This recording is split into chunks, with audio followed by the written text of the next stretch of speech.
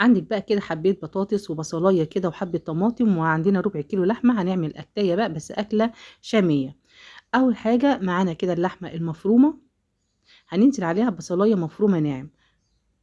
هنزل عليها كمان برشه من الملح ورشه من الفلفل الاسود. وحطيت هنا بهارات الكفته، او تقدري تحطي السبع بهارات على حسب ما انت حابه. وعندي هنا حبه طماطم واحده كده مبشوره، عجنتهم كده عجنه كويسه، وابتديت ان انا هحطها بقى في التلاجة عشان تسمغ شويه.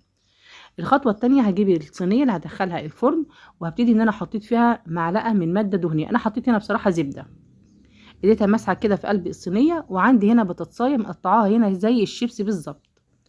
ابتديت ان انا رصيتها في قلب الصينيه، واديتها رشه كده بسيطه جدا من الملح والفلفل الاسود.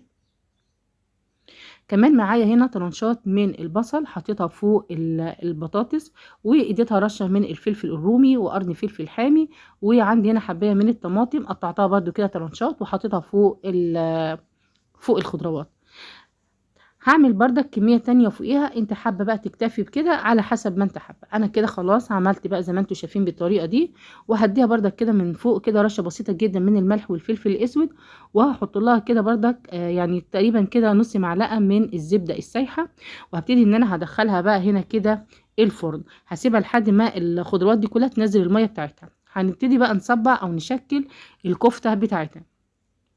تقدري تشكليها زي ما انت عايزاها صوابع، عايزاها كور، عايزاها اقراص، زي ما انت حابه. انا هشكل منها صوابع ومنها كور. كده الصينيه بعد ما خرجت من الفرن ونزلت الميه بتاعتها، وتحسي ان الخضار دي بالمعانه، ابتديت ارص الكفته بتاعتنا على الصينيه، وبترصيها كده بشكل حلو عشان ده هيكون المنظر النهائي بتاعك. كده انا خلاص رصيتها. هبتدي ان انا ادخلها تاني الفرن. هيكون معايا بقى نص كوبايه من الطحينه الخام، ومعايا هنا كوبايه من الزبادي، وحطيت رشه من الملح والفلفل الاسود. وحطيت في كوبايه الزبادي حبه ميه كده، وحطيتهم فين في قلب على الطحينه. وابتديت ان انا اقلبهم كده.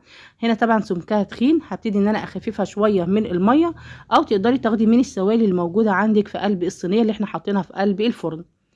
خلاص كده دوبتها تدويبه كويسه. هبتدي بقى اروح اطلع الصينيه من الفرن، وهبتدي ان انا احط بقى الطحينه على وش الصينيه من فوق زي ما انت شايفين كده. طبعا هغطي الكفته كلها بالطحينه دي.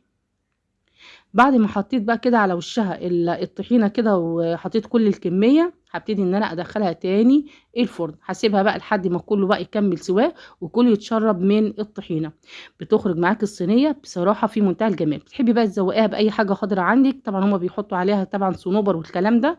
انا حطيت بقى اي حاجه كده خضراء. والسلام عليكم ورحمه الله وبركاته.